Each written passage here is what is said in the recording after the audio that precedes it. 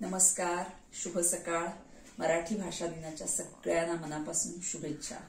आपली मराठी भाषा ही अभिजात भाषा म्हणून आता प्रसिद्ध झालेली आहे.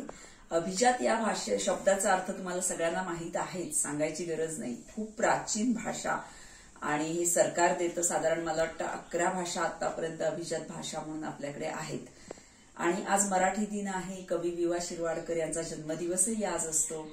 सो त्या अनुषंगाने मला थोडंसं बोलावं वाटलं. आपल्याकडे काय होतं ना की मुळाक्षर जी आहेत त्याच्यात नळातला न आणि बाणातला न ही दोन वेगवेगळी मुळाक्षरं आहेत आणि त्याचा अर्थही टोटली वेगळा आहे. जसं आपण नळातला न म्हणतो तिथे जर बाणातला न वापरला तर अर्थ बदलतो.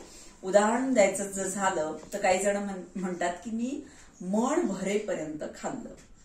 तर मनभर किंवा मनभर हा जो शब्द आहे याचा अर्थ असा आहे की पूर्वी धान्य मोजण्यासाठी ते मोजमाप जे होतं ते वापरलं जायचं, त्याला मणभर, हे मणभर धान्य असं म्हणायचे.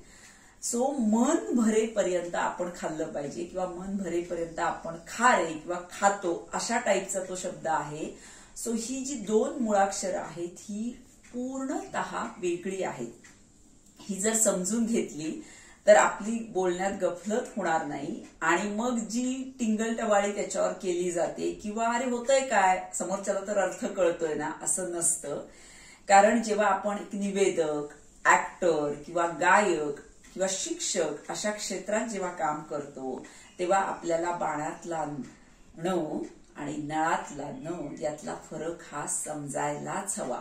नाहीतर काय होतं, आपण उदाहरणार्थ शिक्षक जर घेतले ते जर तसंच शिकवत राहिले तर मुलं तशीच पुढे तयार होतात आणि पुढची पिढी जी आहे ती त्यांना न आणि ण यातला फरक कळत नाही. मग बऱ्याचदा काय होतं, टोमणे मारले जातात की मग पुणेकर आहेत किंवा अमुक एका जातीतला आहे मग तो बोलतो फक्त त्यालाच कळतं, मग आम्ही खेड्यातून आले, असं काही नाहीये. आता सुद्धा कुठल्याही वयोगटात तुम्ही असाल तर या दोन जी अल्फाबेट्स किंवा मुळाक्षर आहेत त्याच्यावर काम करायला सुरुवात करा. त्याच्यात लाज वाटण्यासारखं काहीच नाहीये.